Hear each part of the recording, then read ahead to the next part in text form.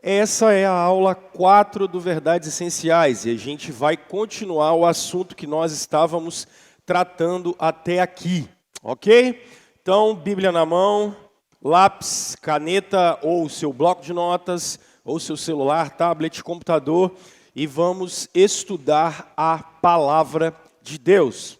Bom, pessoal, vamos lá. A gente tem conversado sobre como nós sabemos que fomos criados, e eu tenho conversado com vocês sobre o fato de Deus se revelar, ok?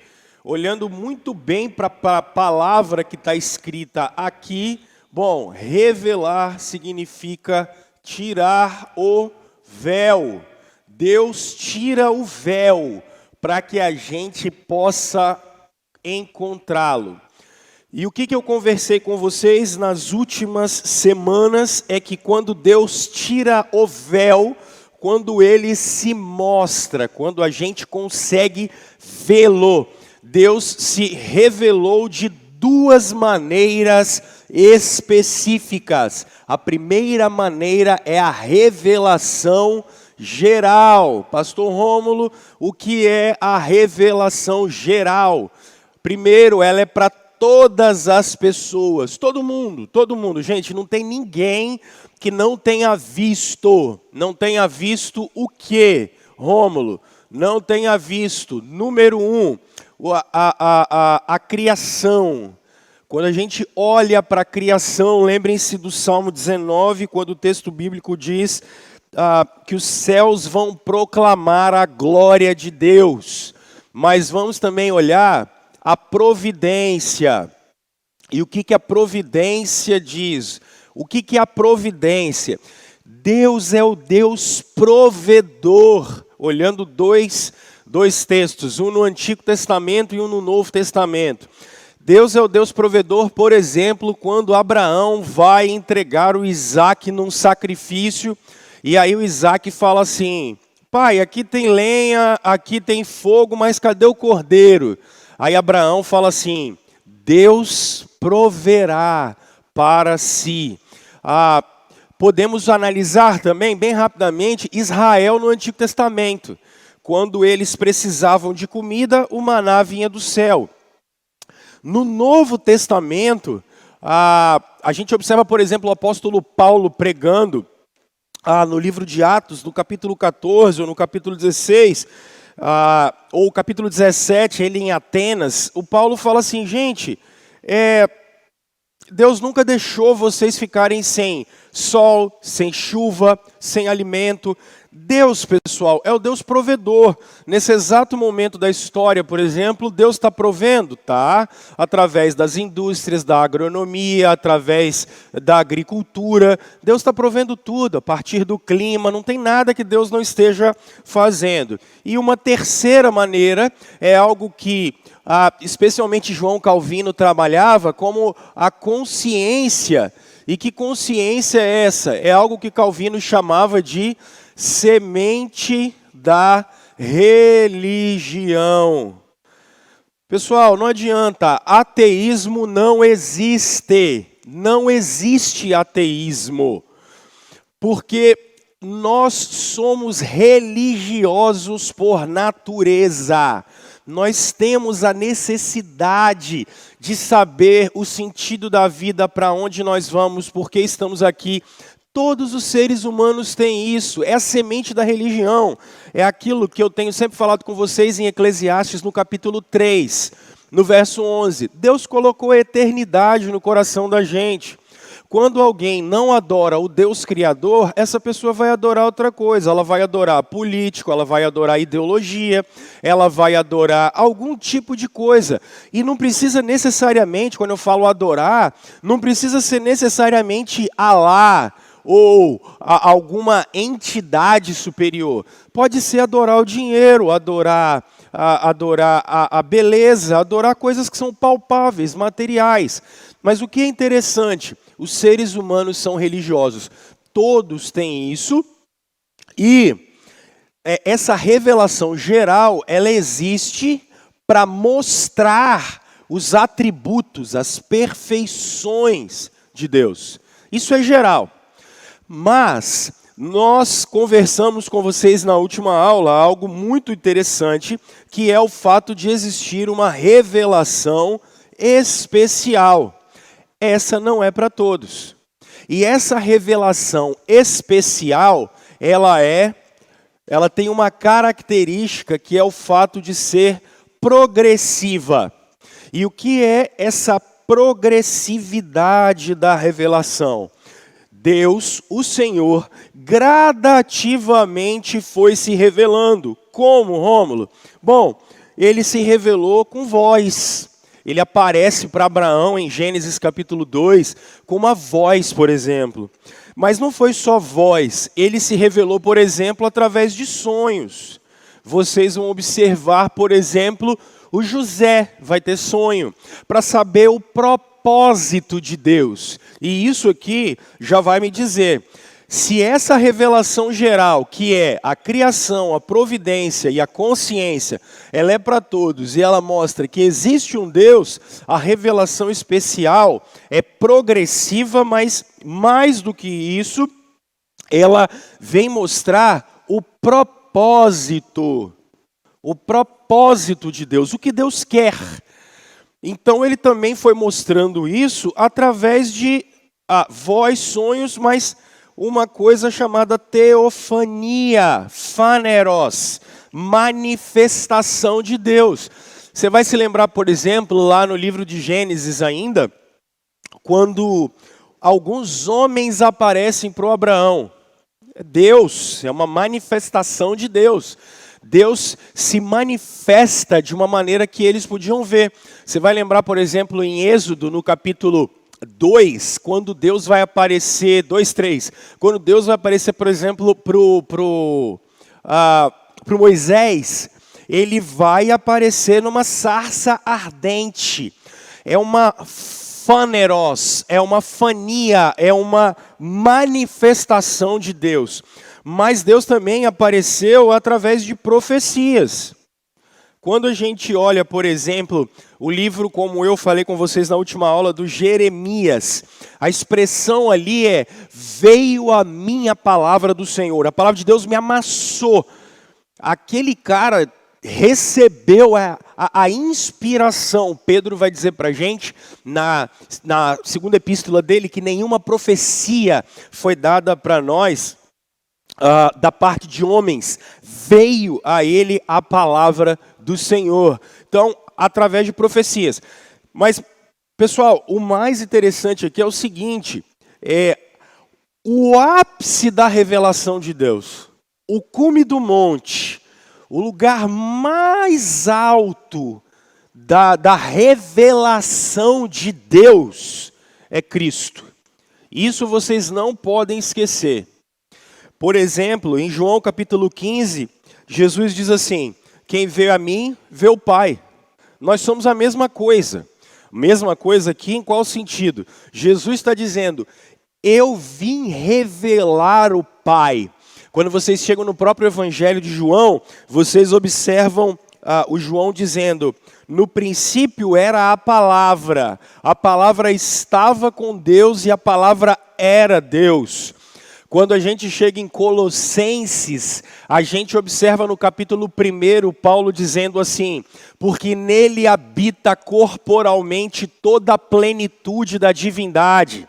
Quando a gente observa Hebreus capítulo 1, logo a partir do verso 1, o texto bíblico vai dizer para nós que nos últimos dias Deus nos falou pelo Filho.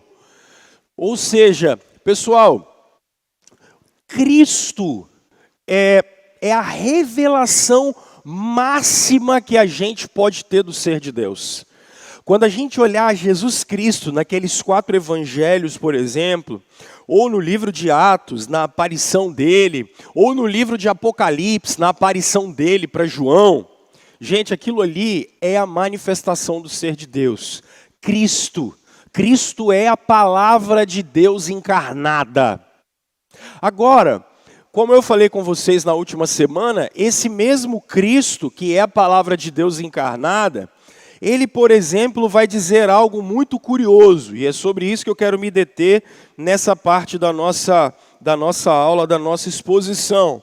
Cristo no Evangelho de João, você pode abrir a sua Bíblia, por favor. Cristo no Evangelho de João, ele vai dizer algo muito interessante no capítulo 16 de João. Capítulo 16 de João, Jesus está no último período da sua vida, ele vai entregar a vida, e no verso 12, Jesus diz assim: eu tenho ainda muito que lhes dizer, mas vocês não podem suportar. Mas quando o Espírito da verdade vier, ele os guiará a toda a verdade. Ele não falará de si mesmo, falará apenas o que ouvir e lhes anunciará o que está por vir. Ele me glorificará, porque receberá do que é meu e o tornará conhecido. Bom, vamos lá. A grande questão é essa, gente. Quando Jesus fala isso, Jesus está dizendo assim: olha, pessoal, eu tenho um monte de coisa para falar para vocês, mas vocês não podem entender agora. Então você diz assim: tá, quando é que Jesus vai falar isso? Porque ele vai morrer. Jesus diz: quando o Espírito vier. Então, não se trata de Jesus falar alguma coisa com os apóstolos naqueles 40 dias pós-ressurreição, em que ele vai ficar ressuscitado e aparecendo para os discípulos, e aí vai subir aos céus. Porque ele mesmo vai dizer no verso 13, que quem vai falar é o Espírito Santo, ok? E o que é que o Espírito Santo vai falar para eles, gente? É isso que é interessante, porque como o Espírito Santo vai falar com eles? Gente, Cristo deixou para nós as Escrituras, a Bíblia. E aí, o que é importante aqui?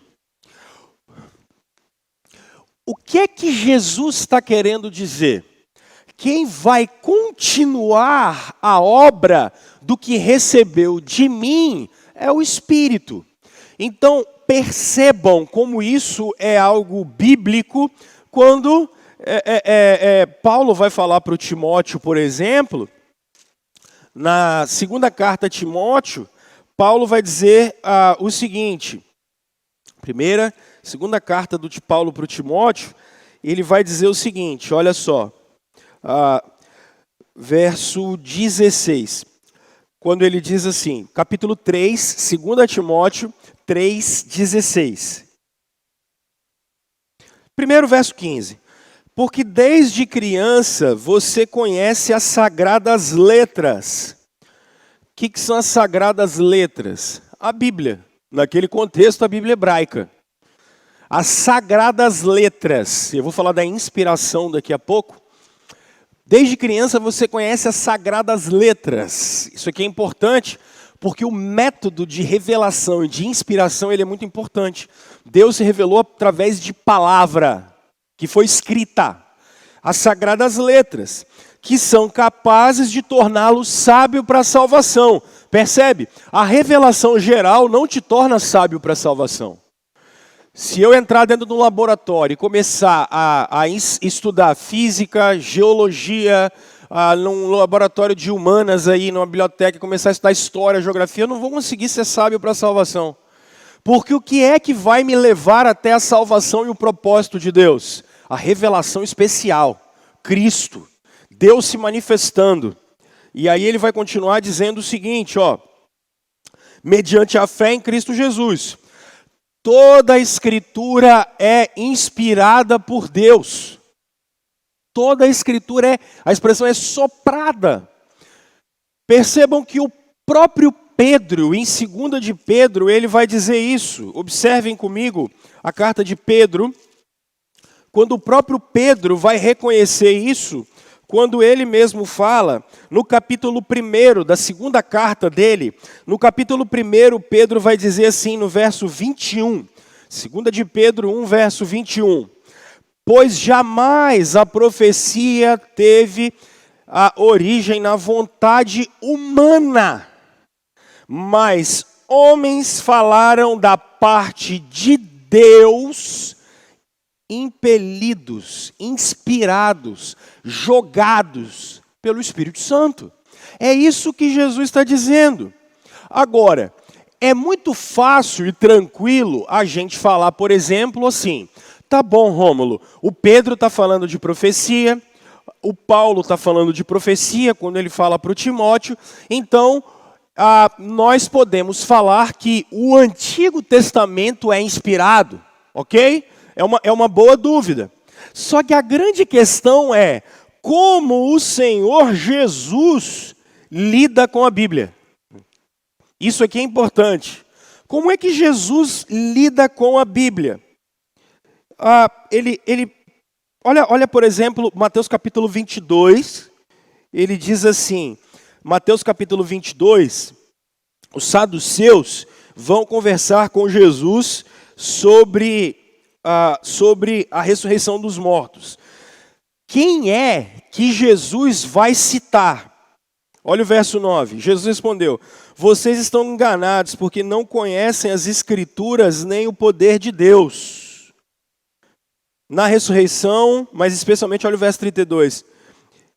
E quanto à ressurreição dos mortos, vocês não leram o que Deus lhes disse? E aí Jesus vai fazer o quê? Citar o Antigo Testamento. Eu sou Deus de Abraão, de Isaac e de Jacó. Vamos mais um texto?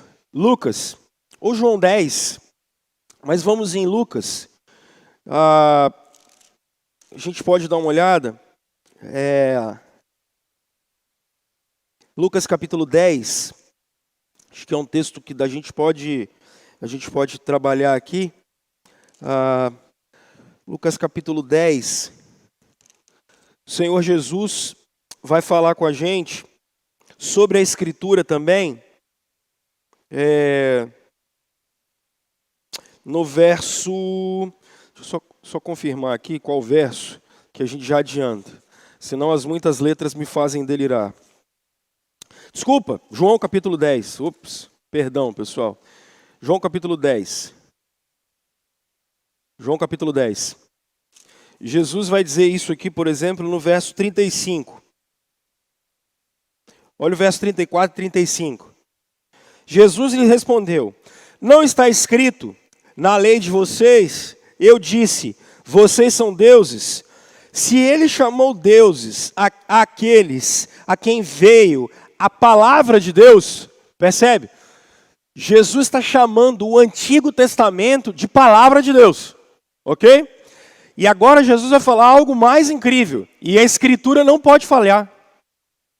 O que foi dado aos profetas não pode falhar, porque é a palavra de Deus. Ele vai dizer assim, e não pode ser anulada. O que quer dizer a respeito daquele a quem o Pai santificou e enviou ao mundo?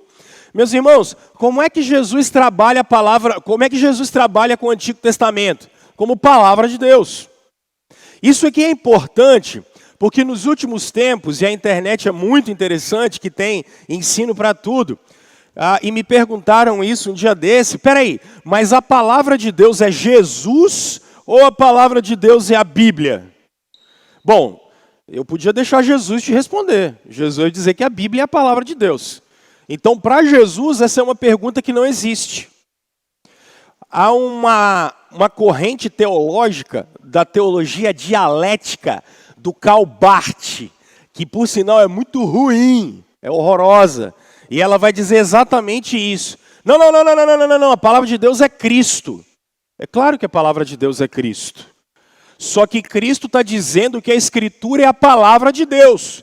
Porque Jesus é palavra de Deus como palavra eterna.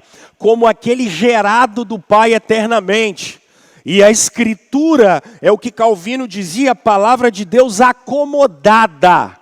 Para a gente poder conhecer o propósito de Deus. Então, parece que é muito diferente, mas não é, gente. Heresia é coisa antiga. E o Karl Barth, eu até entendo ele, porque ele está tendo que lidar com os liberais que vão falar que a Escritura não é a palavra de Deus. Então Barth não vai nem vir para nós ortodoxos e ele nem vai ir para o lado dos liberais, ele vai ficar no meio, ele vai dizer assim, não, a palavra de Deus é Cristo. A palavra de Deus é a Escritura também. E percebe, o Pedro vai reconhecer isso em 2 de Pedro, no capítulo 2. E aqui tem, só para eu terminar esse argumento, que ele é muito interessante, porque o pessoal fala assim, tá, então se a Bíblia é a palavra de Deus, logo eu vou ter que adorar a Bíblia. Pelo amor de Deus, gente, adora Cristo. Só que você não vai conseguir não adorar Cristo sem a Escritura, porque você não vai saber como. Então Jesus mesmo está dizendo que a Bíblia é a palavra de Deus. Não precisa ficar com medo desse negócio, nem ficar inventando moda. Mas olha a 2 de Pedro, no capítulo 3. Olha o que Pedro vai dizer, então. Jesus mesmo está dizendo que o Antigo Testamento é palavra de Deus. Agora, o Pedro vai dizer o seguinte, pessoal. Capítulo 3 de 2 de Pedro, verso 15. Tenham em mente que a paciência de nosso Senhor significa salvação, como também o nosso amado irmão Paulo lhes escreveu, com a sabedoria que Deus lhe deu. Ele escreve da mesma forma em todas as suas cartas. Falando nelas, destes assuntos, suas cartas contêm algumas coisas difíceis de entender, as quais os ignorantes e instáveis torcem, como também o fazem com as demais escrituras, para a própria destruição deles. Pessoal, Pedro está dizendo que o que Paulo escreve é escritura, é palavra de Deus. Esses caras estão inspirados. Então, gente, não existe nenhuma dificuldade em falar que Jesus é a palavra de Deus e que a Bíblia é a palavra de Deus. Por favor. Então, o que é que Cristo mesmo deixou para a gente? A Escritura. Antigo e Novo Testamento, 39 mais 27, 66 livros, de Gênesis a Apocalipse, palavra inspirada de Deus, soprada por Deus. Então, qual é o propósito da revelação especial? É o propósito de mostrar tudo aquilo que Deus quer para a salvação, para a vida dos crentes, para a gente saber o que é que Deus quer. Bom, agora, feito isso e falado isso, deixa eu trabalhar um pouquinho com vocês algumas características, então, da Escritura. Vamos lá? Vou apagar. E deixa eu, então, trabalhar com vocês algumas características da Escritura. Ok?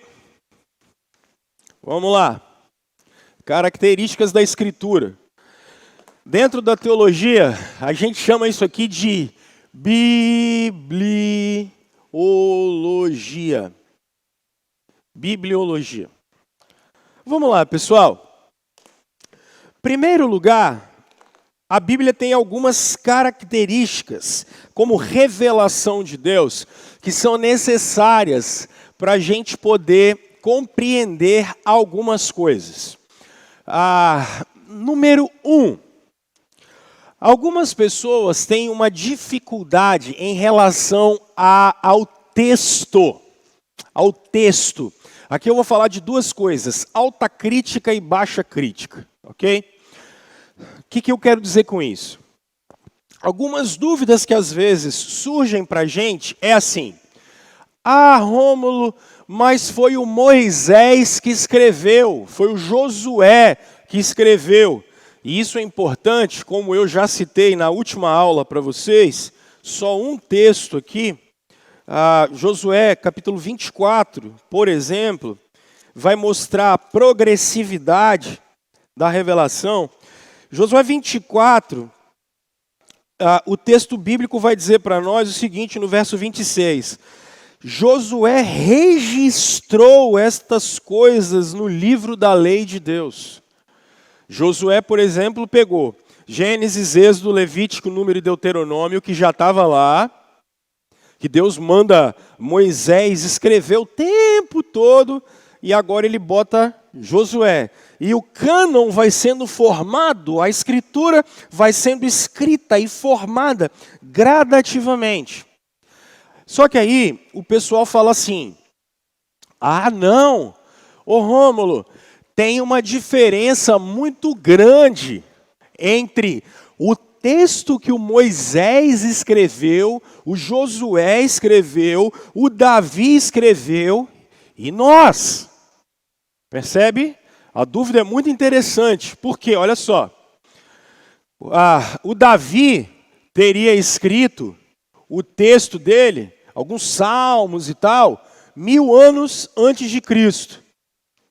Então aqui a gente tem Cristo, e nós estamos aqui, 2000 anos depois.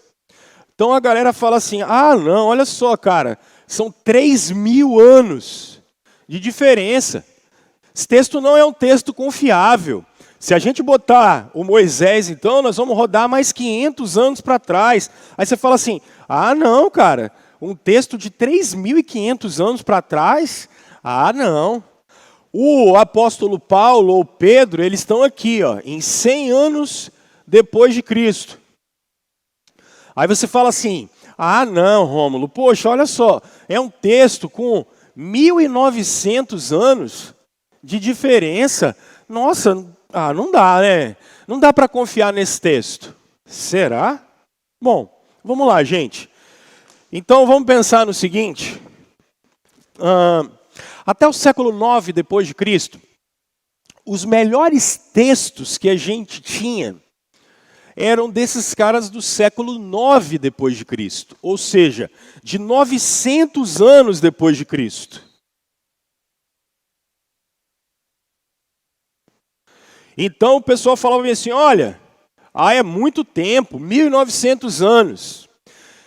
Essa semana que nós estamos, março de 2021, nós acabamos de achar, aqui, nós estamos aqui em 2021, nós acabamos de achar em Qumran, você pode dar um Google aí agora, a gente acabou de achar mais manuscritos bíblicos de 2 séculos antes de Cristo. Essa semana. Está aí para todo mundo ver na internet. Em 1946, nós achamos textos bíblicos do século II antes de Cristo. O livro de Isaías, completamente preservado. O que eu quero dizer com isso? Se antes nós tínhamos textos de 900 anos depois de Cristo dos Massoretas, hoje nós já temos textos de 2 séculos antes de Cristo, 1100 anos. E esses textos estão bem próximos dos seus autores. Mas eu diria mais. Nós temos uma outra coisa aqui que é muito interessante. Se você pegar um livro muito famoso, como A República de Platão, é um livro excelente. Todo mundo que estuda direito, por exemplo, lê A República de Platão. O que é que você tem de Platão escrito? 5 pedaços de papel antigo. 5 pedacinhos de papéis antigos. E o que você tem de Aristóteles escrito? Do antigo, de antigamente? 6 pedacinhos de papel escrito. 6 manuscritos. E o que é que você tem do Antigo Testamento? Toda a Bíblia hebraica preservada pelos judeus. E Rômulo, e o que você tem do Novo Testamento? Só do Evangelho de Mateus eu tenho mais de 10.000 manuscritos. Marcos, Lucas, João, as cartas de Paulo, de Pedro, cada uma com mais de 10.000 manuscritos. A minha pergunta é: quem é mais confiável como fonte histórica? Paulo ou Platão? Eu tenho mais de 10.000 escritos do Paulo, mas eu tenho 5 de Platão. Eu tenho mais de 10.000 fontes do Mateus. Eu tenho 6 do Aristóteles. Eu tenho uma de Tucídides. Quem é mais confiável? Quem é um personagem histórico mais confiável, então? Jesus ou Sócrates? O que eu quero dizer para vocês? O texto bíblico que está na sua mão, historiograficamente falando, é completamente confiável. Muito mais confiável do que qualquer texto bíblico, qualquer texto filosófico antigo. Ok? Então não fique preocupado quanto ao conteúdo do que está na sua mão. Agora, vou passar para a próxima parte, porque vocês ficam com dúvida. Assim, o texto é confiável e pensa, internet é o inferno. Você vai ter informação de tudo quanto é lado. Se você não tiver firmado na verdade, tu vai se enrolar. Então, Rômulo, o texto é confiável, muito mais confiável do que a Odisseia de Homero, a Ilíada, porque a gente tem muito mais cópia. Então, o texto bíblico é completamente confiável.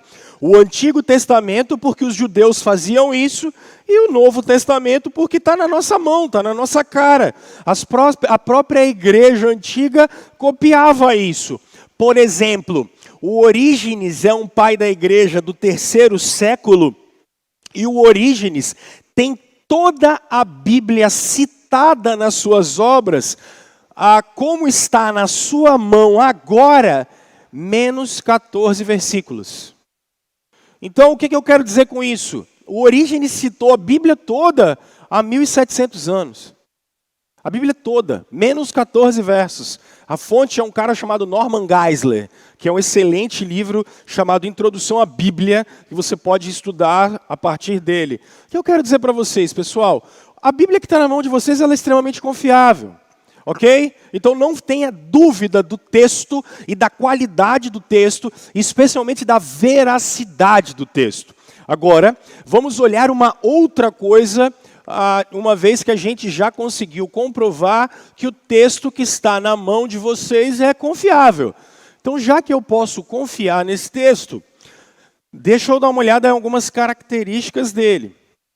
Pessoal, a primeira característica do texto bíblico é a inspiração. A Bíblia é inspirada. 2 de Timóteo, capítulo 3, verso 15 e 16. Você sabe as sagradas letras. Isso aqui é muito importante. Os reformadores trabalharam muito isso. Por quê? Porque, pessoal, sagradas letras é a forma da Bíblia chegar até nós. A revelação de Deus se deu a partir da linguagem, mas mais do que isso, a partir da linguagem, pega isso, codificada. Como? A partir de letra. Letra. Hebraico. No Antigo Testamento, hebraico. E no Novo Testamento, grego. Quando você escreve uma mensagem no WhatsApp, aquilo é linguagem grafada, codificada. A letra A tem um código. Isso aqui é o código da letra A. Isso aqui é o código da letra B. Isso aqui é o código da letra C. Uma coisa sou eu falar, outra coisa sou eu codificar. Então eu escrevo uma palavra aqui, ó, uma palavra bonito. Uma coisa é eu falar. Aqui eu estou codificando a fala. O que Deus está? Como é que Deus vai inspirar a Bíblia? Ele vai inspirar e ela vai ser grafada. Sagradas letras. Isso aqui vai me ajudar demais, porque a gente não pode tratar, por exemplo, o cara fala assim: nossa, eu estava no culto hoje e a irmãzinha me deu uma profecia. Calma aí. Parou.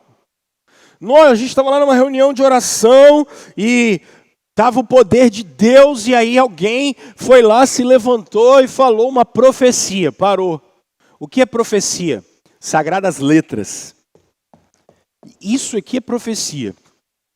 Isso é profecia. Isso é codificado. Tem um propósito. Inspiração foi a maneira de Deus se comunicar e comunicar as verdades dele para nós. E aí, como é que isso foi feito? Primeiro, ele faz isso através de profetas e através de apóstolos, ok? Esses caras foram usados por ele. Pessoal, essa inspiração de Deus, ela não é mecânica. O que é isso? Mecânica é a ideia de ditado. Quando Deus inspirou, ele não estava lá mais ou menos como Chico Xavier, assim, eu sempre brinco com vocês. O cara foi, fechou o olho e Deus, ele falou assim, fala Deus. Não, não é isso. E ela, então, como não é um ditado, essa inspiração é o quê? Orgânica. O que é isso? O Isaías não deixou de ser Isaías. O Paulo não deixou de ser Paulo. Vocês observam isso, por exemplo, no último capítulo de Romanos. O apóstolo Paulo fala e cita uma renca de nome de pessoas. Que renca de nome de pessoas é essa? A consciência do Paulo, ou do Pedro, ou do João, ela não foi tirada. Continuou sendo a consciência deles. O contexto histórico que eles estavam vivendo era o mesmo. Mas através deles, Deus comunicou suas verdades que foram grafadas. Não se esqueçam disso. Isso é inspiração. A palavra foi soprada pelo Espírito de Cristo para esses homens. Por isso Pedro vai dizer que homens santos falaram da parte de Deus. 2 de Pedro 1:21. Exatamente por isso.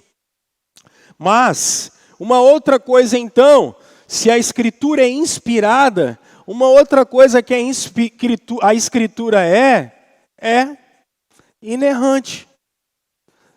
Percebam que o próprio Jesus, em João capítulo 10, ele diz, a Escritura não pode falhar, a Escritura não pode ser contrariada.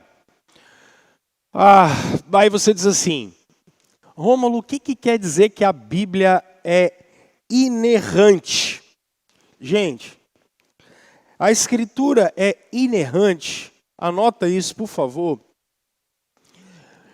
Ainda que homens tenham falado da parte de Deus, inerrância da Escritura significa que o efeito do pecado não estava sobre a inspiração. O efeito do pecado não atrapalhou Deus a comunicar sua palavra a partir daqueles homens. Eu posso, ao ensinar alguma coisa da Escritura, eu posso errar, porque eu sou falho e sou pecador. Quando a gente assume que a Bíblia é inerrante, nós estamos dizendo que o efeito do pecado não estava sobre aqueles homens. E aí o que significa isso? Significa que a Escritura é lâmpada para os meus pés e luz para o meu caminho, porque todo o ensinamento que está na Escritura não vai me conduzir ao erro, não vai me conduzir ao pecado, pelo contrário, ela vai me conduzir para a verdade de Deus na Escritura, ok? Então, uma outra característica, se a primeira é inspiração, e a segunda é inerrância, a outra é suficiência. A Bíblia é suficiente. Vamos lá em 2 de Timóteo, no capítulo 3, verso 16. Ó, toda a Escritura é inspirada por Deus, ok? E ela é útil para a correção, para a edificação, para a educação na justiça, a fim de que o homem de Deus seja perfeito e perfeitamente habilitado para toda boa obra. Gente, como é que a gente conhece a vontade de Deus? Pela Escritura. Como é que a gente sabe da salvação? Pela Escritura. Como é que a gente sabe o amor de Deus? Pela Escritura. Por exemplo, nesse exato momento, a gente vive, no século 21, a gente vive essa crise do Covid-19. Por que é que a gente sabe que tudo isso vai passar?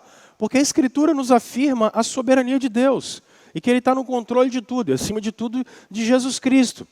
Como é que a gente tem certeza que é salvo? A gente tem certeza que é salvo por conta da Escritura. Isso é suficiência. Quando a gente vai aconselhar alguém, como é que nós, reformados, aconselhamos as pessoas? A gente pega, ouve o que a pessoa está querendo dizer, e o que a gente bota ela para fazer? Para ler a Bíblia. E a gente fala, olha, esse problema seu, vamos nesse texto aqui, ó, dá uma olhada nisso aqui. Por quê? Eu vou trabalhar isso com vocês lá na frente, porque a Bíblia é um meio de graça.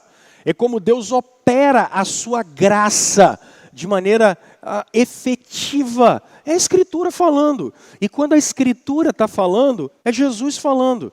Porque é o Espírito de Cristo que está falando com a gente. Lembrem-se disso. O Espírito procede do Pai e do Filho.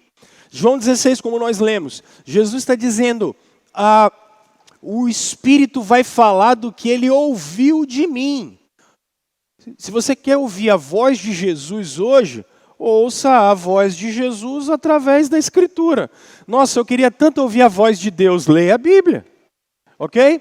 Para terminar, então, a Bíblia tem, por final, a autoridade, gente. O que significa que a Bíblia tem autoridade? Como nós tomamos as decisões nas nossas vidas? Baseado no nosso sentimento? Baseado no nosso desejo? Baseado na nossa vontade? Baseado na nossa experiência? Não. Porque eu posso sentir alguma coisa, mas se a Bíblia está mandando eu dizer falando outra coisa, é aquilo que eu vou seguir. É aquilo que eu vou obedecer. Por quê? Porque a fonte última de autoridade na vida dos crentes é a Escritura. É ela que vai nos guiar. Por quê? Porque o Espírito opera pela palavra. O Espírito fala pela palavra. O Espírito conduz a igreja pela palavra. Então, a Escritura é inspirada, inerrante, suficiente e dotada de toda a autoridade. Não é a experiência, não é o que eu acho, não são dogmas. E aí, pessoal, é o seguinte, ó, o que os crentes fazem com a autoridade da Escritura? A psicologia social descobriu não sei o quê. Se isso aqui vai contra a Escritura, o problema não está na Bíblia, está na psicologia social. Mas a filosofia fala isso. Então o problema está na filosofia e não na Bíblia. O problema está na matemática. O problema está no que você viveu e não na Escritura. Ok? Termino fazendo só uma revisão rápida. O que é que nós vimos hoje? Nós vimos os dois modos de Deus se revelar. Geral, que é criação, providência e consciência. Todos têm isso. Mas vimos uma maneira especial de Deus se revelar, que não é para todos. Nem todos aceitam a Jesus, nem todos aceitam a Escritura. Não é para todos. E qual é o propósito dessa revelação especial? Ela corrige a revelação geral, mas ela não só corrige, ela nos mostra os propósitos de Deus. Essa revelação especial é progressiva, ela foi acontecendo de acordo com que a história foi andando. E como é que ela foi feita? Ela foi feita através de vozes, sonhos, teofanias, profecias, mas especialmente em Cristo. Cristo é a revelação do ser de Deus. Ele é a imagem do Deus invisível. Só que o próprio Cristo trabalha a Escritura como palavra de Deus, inspirada, inerrante, suficiente, e é a nossa última fonte de autoridade, porque quando a Escritura fala, é Jesus Cristo falando. Tá bom? Beijo no seu coração.